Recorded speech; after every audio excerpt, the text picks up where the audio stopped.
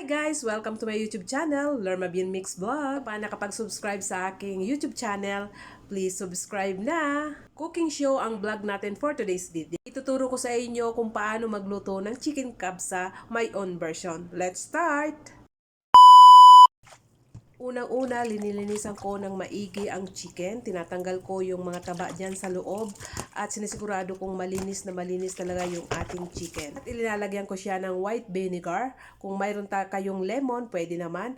At linalagyan ko rin yan ng flour. And then, talagang minimix ko yan or minamasa ko talaga yung chicken hanggang loob. Linalagyan ko ng flour para po malinis na malinis. Tinatanggal ko yung mga dugo-dugo niyan. Hugasan natin ng maigi kasi minsan may amoy talaga yung chicken. Pagkatapos, binabalawan ko ng maigi or maayos and then i-drain ko. Nag-blend ako ng 2 pieces na tomato. Kailangan natin at ito na yung mga needs natin or ingredients natin sa ating chicken kabsa.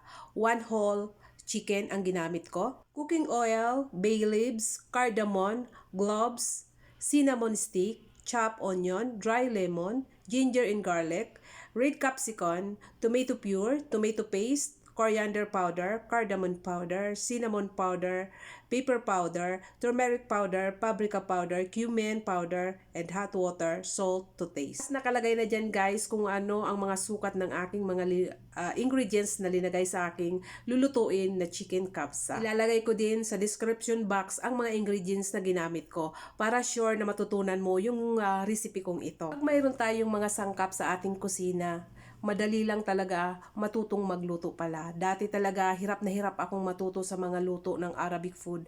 Pero ngayon, dahil marami tayong pinapanuuran, syempre kakapit tayo sa mga napapanood natin cooking show. At ito na guys, umpisa na natin ang pagluto. Naglagay ako dito ng half cup of cooking oil. Sinunod ko dyan ang bay leaves, cloves, cinnamon, and hale. Mayroon kayong whole na hale in cinnamon stick, pwedeng-pwede yon. At sinunod ko na rin pala yung ating onions. Then haluin natin, isusunod ko ulit yung dry lemon, 3 piraso ang linagay ko. At naglagay rin ako ng garlic and ginger. At sinunod ko na yung capsicum. Halu-haluin natin hanggang sa maluto ang ating onion. And then pagkatapos ilalagay na natin yung tomato na grenade natin. Nanood lang talaga ako guys ng video, yun, kuhang-kuha ko na. So, naglagay din tayo ng 3 tablespoon of tomato paste. Then, after that, syempre, haluin natin. Then, nilagay ko na yung chicken. Hatiin natin yung chicken. Pero, pwede rin tayong gumamit dyan ng chicken legs. Depende yun sa gusto nyo. So, hahaluin natin ang ating chicken. So, kapag na-mix na natin, ilalagay na natin yung ating mga spices dyan. Ayan na yung spices natin dyan. Hindi ko na isa-isahin yan, guys. Then after, maglagay tayo ng asin. And then, imimix ulit natin yan para ma-mix yung ingredients doon or manuot sa chicken natin yung ating spices. Haluin mabuti hanggang sa ma-mix ito. And then, tatakpan natin ng mga 5 minutes. At ito na guys, ayan na, kumukulo na siya. Haluin muli at lalagyan na natin yan ng tubig. Depende yun sa tubig, 1 cup or 1 1/2. Depende yun sa dami ng inyong lulutuin. Takpan ulit natin ng maluto ang ating chicken. Nag-prepare din ako ng ibabrush natin sa chicken para mamaya ibobroil natin. Naglagay ako ng 1 tablespoon of tomato paste, 1 tablespoon of olive oil, and then black pepper. Tapos kunting tubig. Then imimix natin. Mix para ready na mamaya pag-broil natin ng chicken. And after 15 minutes sa pagkulo, ito na guys yung ating chicken. So i-remove natin yan. I-set aside natin ang chicken. So ilalagay natin na sa baking tray kasi mamaya i-bake natin yan and then i-broil natin para mas crispy yung ating chicken. So ito na guys yung ating chicken. Ready na. Then after, magluluto na tayo ng rice. 2 takal na rice yung aking ginamit. So basmati rice ang ginamit ko dyan guys. Mas masarap ang basmati. Then, kailangan natin hugasan. Ibabad muna natin yung ating rice mga 10 minutes or 15 minutes. Depende yun sa inyo. Then, ilagay na natin dyan and imimix natin. If kailangan ng dagdagan ng tubig, lagyan natin.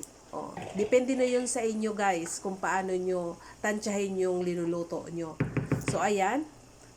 Tatakpan natin din. Lulutuin na natin yung ating rice. And then after, hahaluin natin ulit ng bahagya yung ating rice. Ayan na guys. Malapit na yan. I-in na lang yan. Mamaya, lutong-luto na yan. So, ganyan lang ng kadali pala guys. Hindi naman mahirap. Kung titingnan natin, matrabaho yung recipe. Pero kapag masanayan mo na at kumpleto yung ano natin, so madali lang. Naglagay pala ako ng green chili. Wala akong fresh, kaya yung pickles ang linagay ko.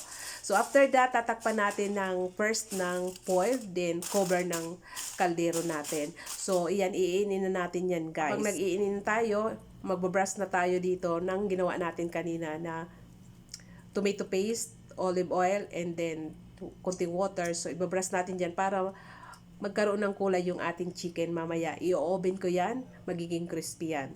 So, hindi ko na pinakita kung paano ko palinuto yung chicken sa oven. So, ito na guys yung ating chicken kapsa. O, diba? Ang sarap niya tingnan.